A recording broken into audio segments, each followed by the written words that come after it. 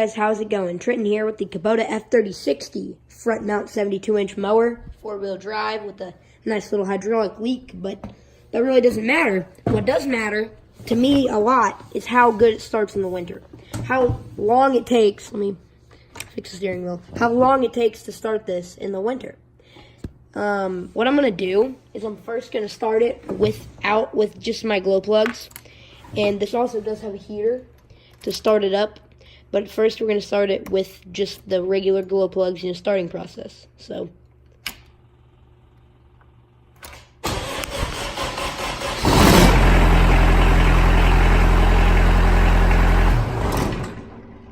alright. So, after that, we're going to wait a little bit, and then we're going to start it with the heater. So, see you in a second. Alright, we're back. So now what we're going to be doing is we're going to be starting it with the little heater thing. So let's turn that on. And yeah.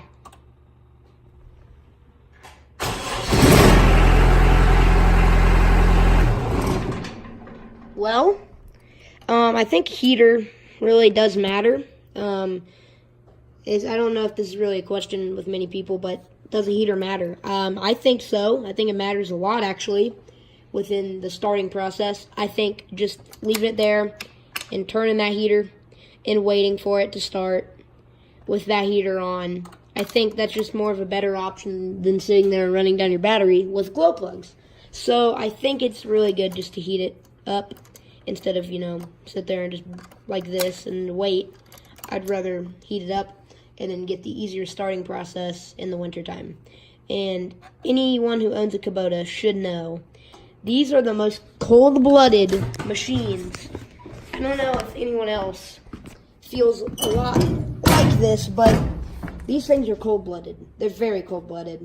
This is a Kubota 4-cylinder diesel, naturally aspirated, of course. It's not turboed or anything, but it has kind of sometimes problems starting up. It has little issues where you try to start it in the wintertime, which every mower does, and there's a lot of mowers that have that problem.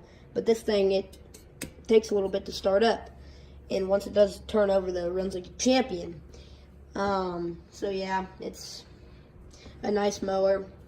Actually, the amount of hours it has on it is pretty good for what this mower is. I think over 4,000 hours, I think, but it's pretty good for this. It's a 4-wheel drive. You can select it right here for your little 4-wheel drive, rear wheel assist. I feel like that's a good feature, and I think, close the hood on this, we're gonna walk over down here just to show you guys something. I'm sorry I don't have good editing skills to be able to do that, but in the future, I promise you, I will be better at editing and be able to do these videos a lot more efficiently and better. Right now, this is kind of my second video or third video. I'm kind of learning, but yeah. We also have a John Deere F935. What's up, chickens? It's a front mount 72-inch, just like the Kubota. The Kubota's an 06, it's like a 98, I think.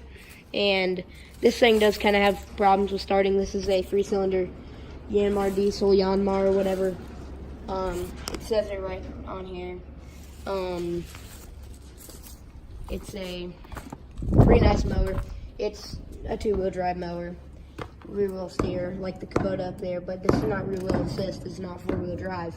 And this thing does have a terrible problem with starting because the battery's so bad in it. Like, it is bad. Like, it will not start for the life of it. It needs a new battery. It doesn't have a little heater on it, and that's one of the issues with this mower. It doesn't have a little heater on it. So what I'm thinking is once we get this thing up and running, we're going to do a comparison video, which is not going to be much of a comparison, but we're going to see which one is a better mower. The Kubota does have a lot more power than this thing, and it's a lot more of a smooth running engine because, it's a 4-cylinder and it's an 06 instead of a 98. But it doesn't really matter because we're gonna try and do it. So yeah, hopefully hopefully y'all enjoyed this video. Next video will be on this and the Kubota, a comparison between these two. And this mower is, I mean, it's pretty rusty, you know, it's got little things wrong with it, but that doesn't mean it doesn't run great. And we've had this mower previously, and we've mowed mowing accounts. I think this mower, let's see what hours it's got on it. It reads 2,300. It reads 2,300 hours. So 2,300 hours is real good for this mower. We'll go see what the Kubota reads. Gotta turn this off. Alright. We'll go see what the old Kubota reads on hours. I think the Kubota has more hours on it. The John Deere, though, its hours on it were really, really, really long hours. I mean, that sounds pretty stupid, but those hours, like hundreds of them, were just not by. It wasn't 1 hour at a time. It was like 20 to 30 hours at a time, you know. We'll see what this has on it. This has 3,000, basically 4,000 hours basically on it, which is good. The John Deere has a lot less hours on it than this does, but this one's been a really worked mower. It's been used for a lot of stuff, and I forgot to put the hood up perfectly. See, if you put the hood on like that, that's not good, because then it melts your plastic down here if it gets hot enough. There we go, now put it up. Alright, so hopefully you all enjoyed. See you in the next video. A few videos after, we're going to do a video on that mower, which is a nice mower.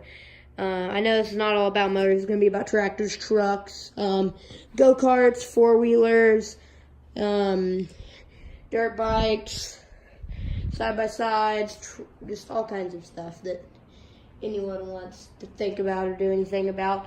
If you guys want to request it, I'll do some bike videos. So hopefully y'all enjoyed. See you in the next one. Peace.